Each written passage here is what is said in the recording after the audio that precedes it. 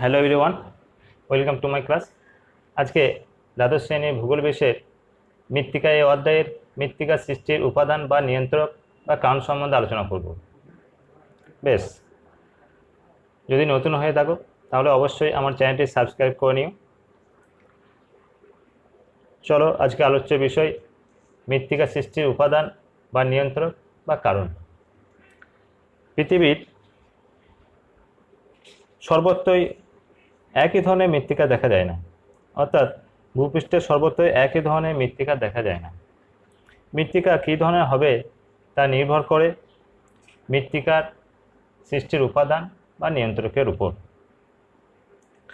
তো রাশিয়ার মৃত্তিকা বিজ্ঞানী ডকুচেভ মৃত্তিকা সৃষ্টির ক্ষেত্রে 4টি উপাদানকে দায়ী করেছেন। সেই 4টি উপাদান হলো ক্লাইমেট অর্থাৎ জলবায়ু, অর্গানিজম বা জীবজগৎ, প্যারেন্ট মেটেরিয়াল বা আদিশিলা বা জনকশিলা, টাইম বা সময়।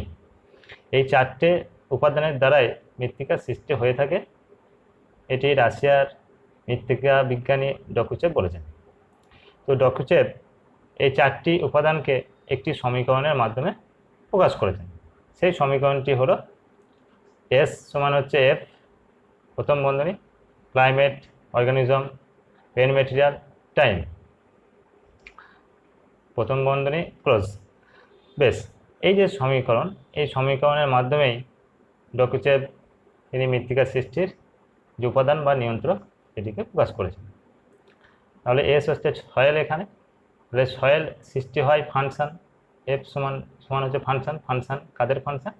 এই যে 4টি উপাদান, এই উপাদানের 4টি উপাদানের পারস্পরিক ক্রিয়াকলাপের মধ্যে দিয়েই কিন্তু মৃত্তিকার সৃষ্টি হয়ে থাকে। বেশ, পরেরটি দেখো, মার্কিন মৃত্তিকা বিজ্ঞানী জেনি মৃত্তিকা সৃষ্টির ক্ষেত্রে তিনি আরেকটি উপাদানকে অ্যাড করেছেন, সেটি হলো রিলিফ। আর হচ্ছে রিলিফ ভূ প্রকৃতি। তো এই 4টি উপাদানের সঙ্গে আরেকটি উপাদান যোগ করেছেন, ভূ প্রকৃতি। তো এখানে সয়েল সৃষ্টির ক্ষেত্রে যে ফাংশনগুলি, সেই ফাংশনগুলি দেখো, climate, organism, relief, parent material এবং টাইম। এই 5টি উপাদানের দ্বারাই কিন্তু মৃত্তিকা সৃষ্টি হয়ে থাকে। এইভাবে মৃত্তিকা বিজ্ঞানী জেনি তার সমীকরণটি প্রকাশ করেছেন। বেশ, এরপর আমরা সরাসরি চলে আসবো যে মৃত্তিকা সৃষ্টির উপাদান। মৃত্তিকা সৃষ্টির যে নিয়ন্ত্রক বা উপাদানগুলি রয়েছে, সেই নিয়ন্ত্রকগুলির প্রভাবের প্রকৃতি ও মাত্রার তারতম্যের ভিত্তিতে এই উপাদানগুলিকে 2টি ভাগে ভাগ করা হয়েছে, সক্রিয় উপাদান, নিষ্ক্রিয় উপাদান। সক্রিয় উপাদান কি? জলবায়ু এবং জীবজগৎ হলো সক্রিয় উপাদান। এই সক্রিয় উপাদানকে আজকে তোমাদের ক্লাসে আলোচিত হবে সক্রিয় উপাদান সম্বন্ধে।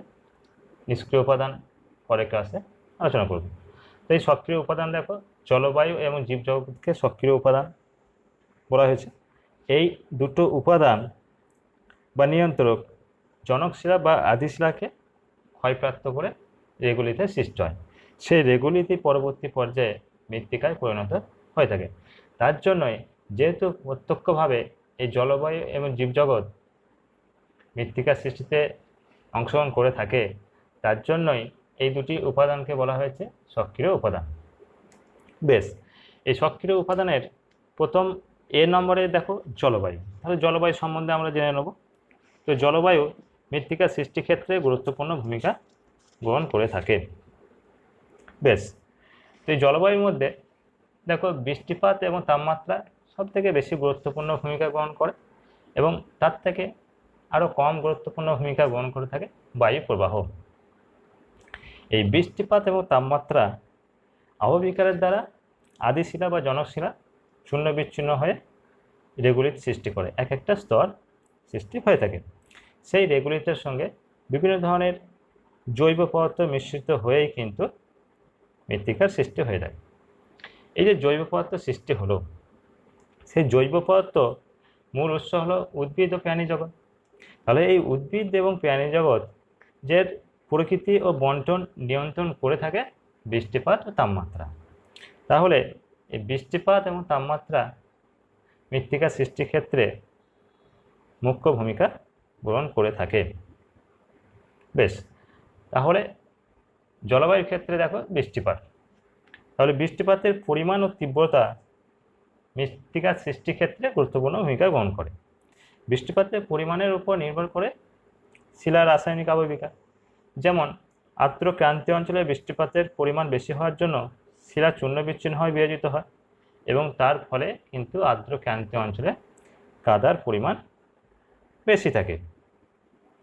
তাছাড়াও এই আর্দ্র ক্রান্তীয় অঞ্চলে বৃষ্টিপাতের পরিমাণ বেশি হওয়ার জন্য ধৌত প্রক্রিয়ার মধ্য দিয়ে বিভিন্ন ধরনের ক্ষারীয় পদার্থ যেমন সোডিয়াম, পটাশিয়াম, ক্যালসিয়াম, ম্যাগনেসিয়াম এই ধরনের ক্ষারীয় পদার্থগুলো মৃত্তিকার উপরি স্তর থেকে নিচের দিকে অপসারিত হয়ে যায়। তার ফলে কিন্তু মৃত্তিকার উপরি অংশ আম্লিক প্রকৃতির হয়ে যায়। কিন্তু বৃষ্টিপাতের পরিমাণ যদি কম হয় তাহলে এই মৃত্তিকার উপরি অংশে ওই ক্ষারীয় উপাদানগুলো থাকার পরেই কিন্তু মৃত্তিকা ক্ষারীয় প্রকৃতির হয়ে যায়। তাছাড়াও অত্যধিক বৃষ্টিপাত হওয়ার ফলে এখানে বিভিন্ন ধরনের জৈব পদার্থের অর্থাৎ উদ্ভিদের পরিমাণও কিন্তু বৃদ্ধি পায়। উদ্ভিদের পরিমাণ বৃদ্ধি পায়, উদ্ভিদ বেশি পরিমাণে জন্মগ্রহণ করে থাকে, তার ফলে সেখানকার মৃত্তিকার মধ্যে জৈব পদার্থের পরিমাণও কিন্তু বেড়ে যায়। তার ফলে মৃত্তিকার মধ্যে নাইট্রোজেনের পরিমাণও বৃদ্ধি পেয়ে থাকে। বেশ, তাছাড়াও রয়েছে দেখো অধিক বৃষ্টিপাতযুক্ত অঞ্চলে বাষ্পীভবন বেশি হলে মৃত্তিকার উপরি স্তর থেকে বালি বা সিলিকা অক্সাইড অপসারিত হয়ে লোহা ও অ্যালুমিনিয়াম অক্সাইড পড়ে থাকে। তার ফলে কি হয়, এই মৃত্তিকার উপরি অংশে আম্লিক পেটাল ফার মৃত্তিকা গঠিত হয়, যেমন হচ্ছে ল্যাটেরাইট মৃত্তিকা।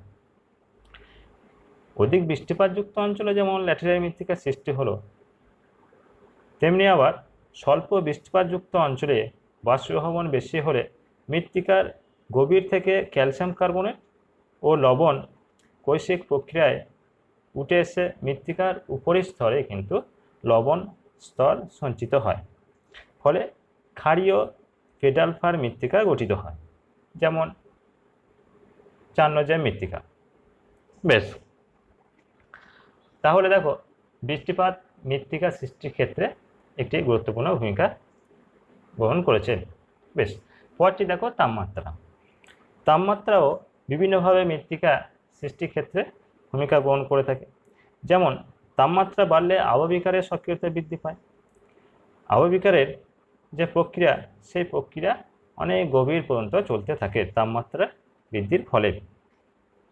তার ফলে এই যে এক একটা রেগোলিত, এই রেগোলিতের যে স্তর, সেই স্তর কিন্তু পুরো হয়ে ওঠে। বিজ্ঞানী ভ্যান্ট হফ তার সূত্র অনুসারে বলেছেন যে প্রতি 10 ডিগ্রি সেন্টিগ্রেড যদি উষ্ণতা বৃদ্ধি পায় তাহলে মৃত্তিকার মধ্যে রাসায়নিক বিক্রিয়ার হার কিন্তু দ্বিগুণ বা 3 গুণ বৃদ্ধি পায়। যেমন শীতপ্রধান নাতিশীতোষ্ণ অঞ্চলের তুলনায় উষ্ণপ্রধান ক্রান্তীয় অঞ্চলে মৃত্তিকার সৃষ্টির হার দ্রুত হয় এবং একটি মৃত্তিকার যে প্রোফাইল বা পরিলেখ, সেই পরিলেখটি পরিপূর্ণতা লাভ করে। তাছাড়াও তাপমাত্রা বৃদ্ধি পেলে মৃত্তিকার জৈব পদার্থ ও নাইট্রোজেনের পরিমাণ বৃদ্ধি পায়। তাছাড়াও রাসায়নিক বিয়োজন বৃদ্ধি পায়। মৃত্তিকার কাদা জাতীয় খনিজ যেমন কেওলিনাইট, ইলাইট, মনমরিলোনাইট প্রভৃতির পরিমাণ বেড়ে যায়। তাছাড়াও আর্দ্র অঞ্চলের তাপমাত্রা বাড়লে সিলিকা ও সেসকুই অক্সাইডের অনুপাত কমে যায়। তাছাড়াও দেখো তাপমাত্রা ও বৃষ্টিপাত, এই তাপমাত্রা ও বৃষ্টিপাত উভয় যদি বেশি হয়, বৃদ্ধি পায় যদি, তাহলে জারণ প্রক্রিয়া সক্রিয় হয় এবং তার ফলে মৃত্তিকার রং লাল বা বাদামি প্রকৃতির হয়ে যায়। অপরদিকে দেখো আর্দ্র অঞ্চলে তাপমাত্রা যদি কম থাকে তাহলে মৃত্তিকার রং কিন্তু ধূসর ও হলুদ হয়ে যায়। তাহলে দেখো তাপমাত্রা মৃত্তিকার সৃষ্টির ক্ষেত্রে বা মৃত্তিকার কালার নিয়ন্ত্রণের ক্ষেত্রেও কিন্তু গুরুত্বপূর্ণ ভূমিকা গ্রহণ করে থাকে। অপর উপাদানটি দেখো বায়ু প্রবাহ, মানে জলবায়ুর একটি ভাগ বায়ু প্রবাহ। তো বৃষ্টিপাত তো তাপমাত্রার মতো বায়ু প্রবাহ অতটা গুরুত্বপূর্ণ ভূমিকা গ্রহণ না করলেও বায়ু প্রবাহের যথেষ্ট ভূমিকা রয়েছে মৃত্তিকা সৃষ্টির ক্ষেত্রে। এই বায়ু প্রবাহের ফলে এই যে মৃত্তিকা অপসারণ ও পরিবহনের ক্ষেত্রে কিন্তু যথেষ্ট ভূমিকা রয়েছে। যেমন বায়ু প্রবাহের মাধ্যমে চীনের গভীর মরুভূমি থেকে বালি উড়ে গিয়ে হোয়াংগ নদীর উপত্যকায় সঞ্চিত হয়ে লোয়েস মৃত্তিকার সৃষ্টি হয়েছে। তাহলে লোয়েস মৃত্তিকার সৃষ্টির ক্ষেত্রেও কিন্তু বায়ু প্রবাহের ভূমিকা রয়েছে। বেশ, পরের উপাদানটি দেখো জীবজগৎ। জীবজগৎ মৃত্তিকা সৃষ্টির ক্ষেত্রে যথেষ্ট ভূমিকা গ্রহণ করে। এই জীবজগৎকে দুটি ভাগে ভাগ করা হয়েছে, উদ্ভিদ জগৎ আর প্রাণী জগৎ। প্রথম চলে আসি উদ্ভিদ জগৎ। তাহলে উদ্ভিদ জগৎ দেখো, উদ্ভিদের শিকড় মৃত্তিকার মধ্য দিয়ে প্রবেশ করে। মৃত্তিকার মধ্য দিয়ে প্রবেশ করার ফলে বা শিলার মধ্যে প্রবেশ করার ফলে শিলা মৃত্তিকাকে আরও চূর্ণ বিচ্ছিন্ন করে দেয় এবং রেগুলিতের সৃষ্টি করে থাকে। এবং এই উদ্ভিদের শিকড় পচে গিয়ে আবার জৈব অ্যাসিড তৈরি হয়, সেটি আবার এই মৃত্তিকার মধ্যে মিশে যায়। তাছাড়াও এই উদ্ভিদের পাতা, ফল, ফুল, কাণ্ড মৃত্তিকার মধ্যে মিশে গিয়ে সেগুলো আবার বিভিন্ন জীবাণুদের দ্বারা পচন হয়ে জৈব হিউমাস তৈরি করে, যেটি মৃত্তিকার মধ্যে সংযুক্ত হয়ে যায়। তার ফলে মৃত্তিকার হিউমাসের পরিমাণটা বৃদ্ধি পায় এবং মৃত্তিকা কালো রঙের হয়ে যায়। তো মৃত্তিকার কতটা পরিমাণে জৈব পদার্থ থাকবে তা নির্ভর করে থাকে উদ্ভিদের উপর, উদ্ভিদের প্রকৃতির উপর। যেমন নিরক্ষীয় বৃষ্টি অন্য